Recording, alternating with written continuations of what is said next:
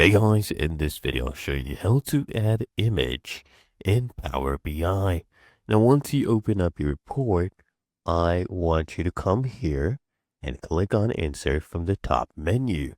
And here on the right hand side you will see this option that says image. Just go ahead and click on it and it will open up your file explorer. And I'll come here to pictures and I'll look for the image I want. In this case I want the logo.